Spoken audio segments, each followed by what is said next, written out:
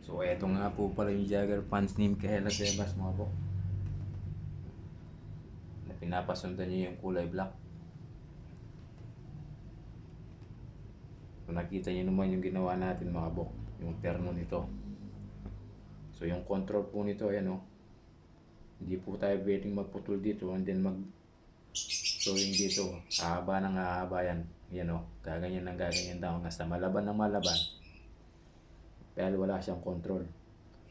Ito po yung kumokontrol niya dito, yung garter po niya dito sa lower hem niya. So dapat po nating ibalik ito. Pero hindi po natin ma-assure yung clean finish po nito kasi magkakaroon siya ng dumi. Hindi rin natin pwedeng single ito. Hahaba siya ng hahaba mga bok. Katulad ng nangyari kanina. Dahil garter po siya. So, paano nga natin gagawin ito mga bok? Bago natin gawin ito, baka naman pwede nyo akong i-like, follow, share, o subscribe na rin mo. So siyempre mag-a-adjust tayo dito. Lalagay natin dito to 1 inches. Mag-a-adjust tayo ng 1 inches dito. Mula dito marking natin dahil. Ayan. Yan. From marking mga bok, mag-a-adjust tayo ng 1 inches dito. Ayan o. Bali 5 inches.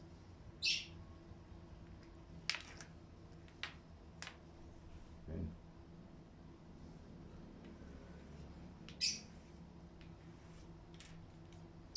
Ayan mga bok. Babalik natin dito ito mga bok. So ayan siya mga bok. Magkakaroon tayo ng 1/4 dito, 1/4 so sewing natin, sewing allowance niya.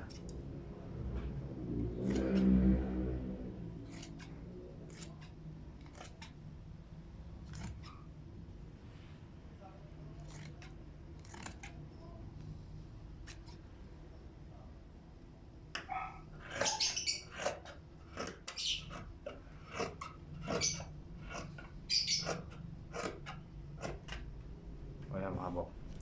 So pagkatapos niya mga bok, kakat din natin to 3/8. So single cut natin to kasi hindi natin nakikita sa likod to eh. Baka maagip yung garter niya. Hindi nakakokontrol niya.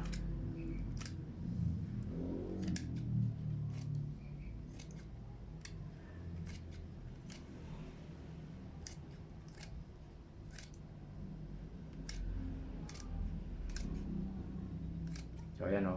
Ito yung sinasabi ko sa inyo mga bok. Kapag ka walang ano yan, dediretso ng dediretso yan, matatas na matatas na mga ganyan o. Habang nalalaban yan, umahaba ng umahaba, umahaba, ayan o. Ganyan o. Dahil wala siyang control. Ito yung pinaka-control niya, yung garter niya. Kaya hindi mo pwede siyang sewing ng hemming na lang ganyan yan. Dahil hahaba ng hahaba yan mga bok. Ayan. Siyempre, yung isa din. Mag-cut tayo ng ganang ano mga bok. Single cut lang siya, ganun. Huwag mong idodoble. Hindi mo alam, maagip yan sa likod.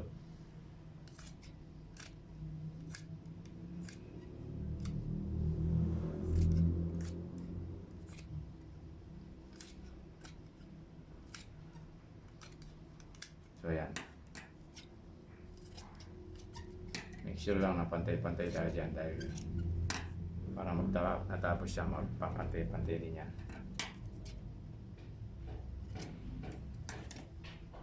So ilalagay natin ngayon to dito mga bok.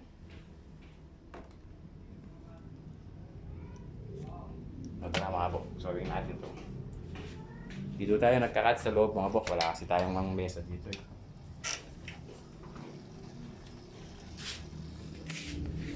So ayan yung pinaka-shop natin mga bok.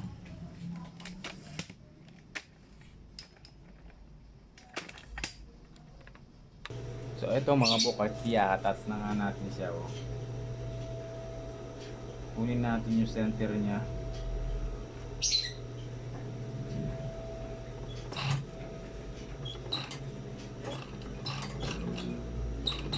Ayan. Tapos kunin natin yung center niya din dito mga bok. Ayan oh. So itulak na natin to habang sinusunod natin mga bok. Kasi haba ng haba to.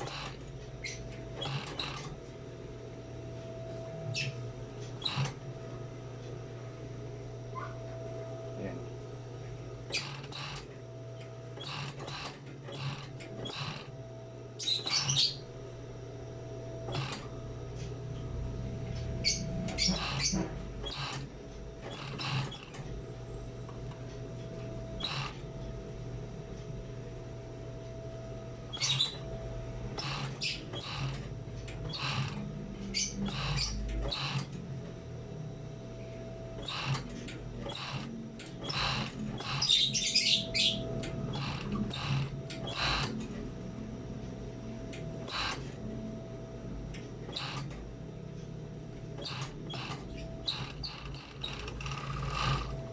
Ito yung sinasabi ko sa inyo mga bok na magkakaroon siya ng dumi. Hindi siya magiging clean finish. Ayan o. Ayan kakalabasan niya mga bok. So nakikita nyo ayan mga bok. Parang bulaklak na siya. Tulak mo na yan to. Naka-compress na yan. Todo na siya rito mga bok. Pero ganyan pa rin kinalabasan niya. Pero matatanggal din to mga bok pag nalalaban siya. Mawawala din yan. Lalo na pag na-plansya na to mga bok. Pa-plansya na. So ayan yung pinaka-control niya mga bok. Ayan o. Kaya hindi mo siya pwedeng i-ending na lang ng ganyan mga bok. Talagang hahaba ng hahaba to.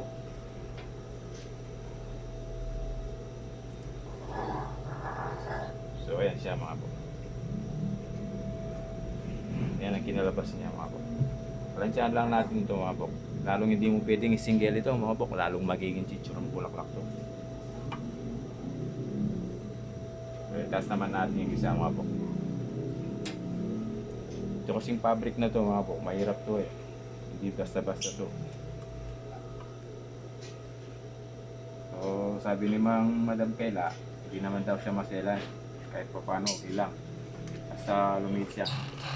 So na tinanggap na rin natin siya. So kunin natin yung center niya mga bok. Yan o.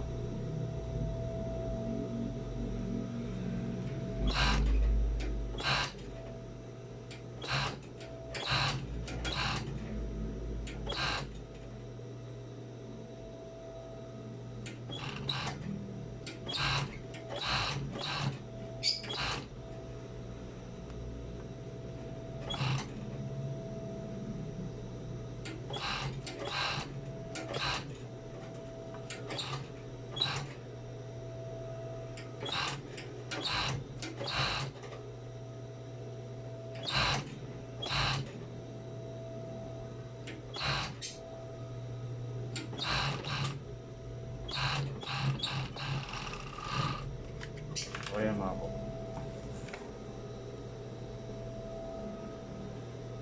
So at least lumit man lang siya mga bok. Ayan. Maraming salamat sa support at tiwala mga bok. Thank you, Madam Kela. Salamat po. God bless po. Sana nagustuhan itong video nito.